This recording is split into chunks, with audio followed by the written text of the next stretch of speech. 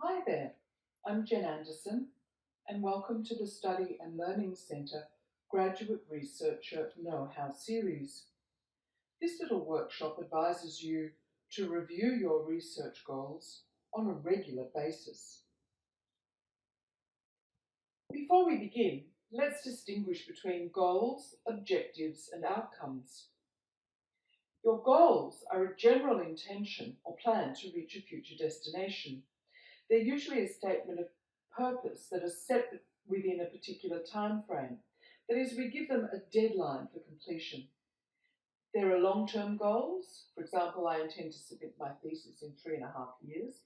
Or short-term goals. For example, I intend to complete validation tests on 3 data sets by the end of the month. Objectives are concrete actions taken to achieve these goals. For example, in order to submit in 3.5 years, I will complete the following list of actions, or in order to complete the validation tests, I must do the following tasks. Outcomes are the concrete or abstract results achieved by implementing these objectives. Some outcomes are expected and planned for, while others are unpredictable and unexpected.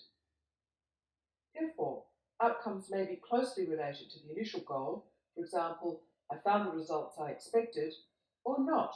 For example, the results didn't match my hypothesis, or age was not predicted to be a significant variable. Well, when we talk about reviewing your goals, we mean reflecting on whether initial goals and objectives are producing acceptable outcomes within your time frame, or whether new goals and objectives need to be established. The PhD thesis or dissertation process is complicated. Time plays tricks, speeding up and slowing down in unpredictable ways.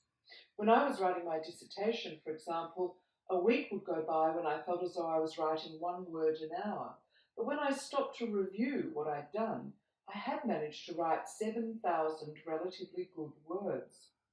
My despair turned to pleasure, but I still wondered where the time had gone.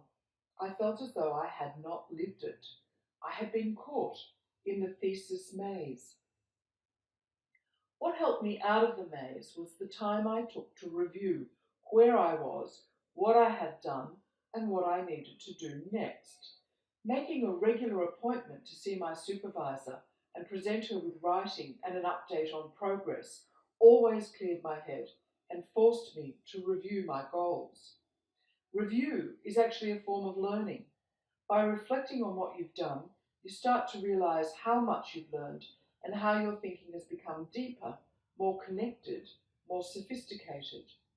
With regular planning and monitoring, you also notice how your plans become more realistic and perhaps your goal setting is happening in shorter time frames. Here are 3 steps for reviewing and evaluating your goals. In step 1, you reflect on your initial goals, the ones you made at the start of your research process. Ask yourself, do these goals still fit my needs? Do I want to continue with them? And am I on track to achieve them? How realistic are they? If I break them up into clear objectives, can I achieve them in the time frame I've allotted?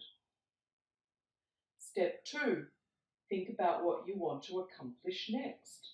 Ask yourself, what have I been doing that benefits my goals? What have I been doing that distracts from my goals? What steps can I take to get back on track? And step 3, make an action plan. Identify the new goals that align with your direction, state them clearly, and list the objectives required to achieve them. Make a realistic timeline to achieve these goals and ask yourself, what can I do to help myself achieve these goals in the time I've set? Be practical, be realistic, reflect on the life that needs your attention outside of your research. Work, home, and social life, for example.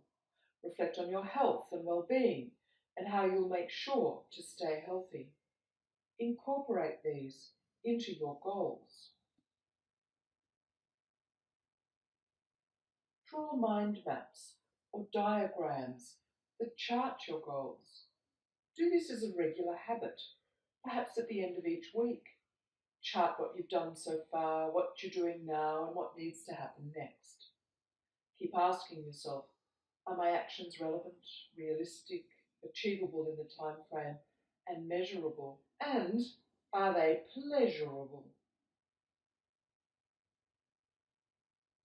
Make regular notes to yourself in your research diary or even on post-it notes that document where you are and what you need to do next. Justify your actions to yourself.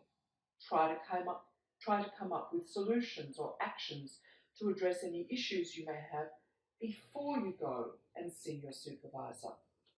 It's important to communicate your goals with others.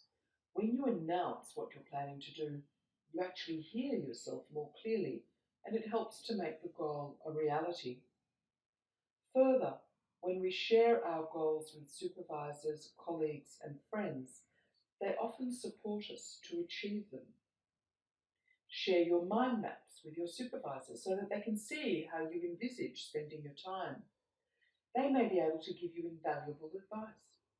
Your colleagues and friends are a wonderful sounding board for your plans. Include them and reap the rewards. But do remember, be honest with yourself and try to be honest with others. As Confucius says, learning without thought is labour lost.